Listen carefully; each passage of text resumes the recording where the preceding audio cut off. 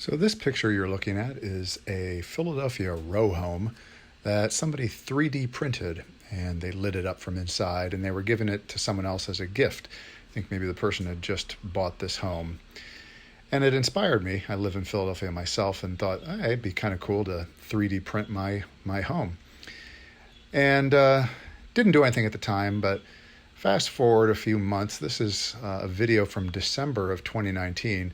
I had just gotten a DJI Mavic Mini drone, and I was at my mom's house in Ohio, and I was just playing around with the drone, one of the first times I'd flown it. So I'm flying over her house. Her house is kind of in the middle of the picture. My car's parked down there in her driveway. It's the gray SUV you're going to see here in a second. And I wasn't shooting this video with any purpose in mind other than to see what I could do with the drone, and I thought it'd be fun to get some video of her house. Her house is actually connected on the back to another house, so you're looking kind of at, on the left, hers, and then on the right, a neighbor who's connected to her house. So anyway, I'd filmed the house, and these are a couple of screenshots. But another few months went by, and her birthday came up, and had this idea to 3D print her house, to make a model of it and then print it. So what you're looking at here is in Tinkercad, which is the 3D design software I use. It's a web-based software. And these are a bunch of iterations of her house in various stages, some with the roof on, some with the roof off. So this is a view of the final model in Tinkercad. I designed it freehand. I didn't use photogrammetry or anything to try and get it, entirely true to life. This is just approximations of dimensions, and I used mostly the built-in shape tools that are available in Tinkercad. You can see a hole on the bottom and a little groove, and that was for me to put an LED light strip through, powered by a USB cord. And I had done used these LED light strips on a similar 3D printing project, so I knew kind of what I was doing with that. So here it is, the final 3D model in Cura.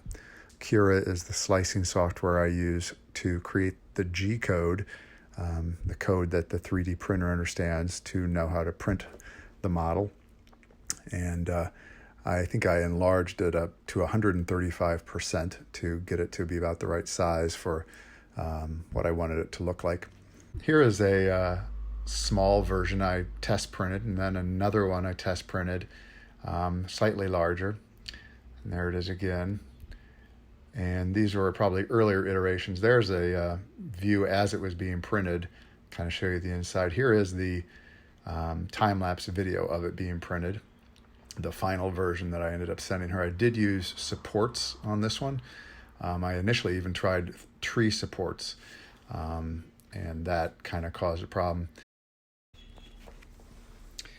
And these are some of the components I use. There's a LED light strip, and then the USB cord that connects to the light strip on the right, and the left was a little USB toggle switch to allow you to turn it off and on.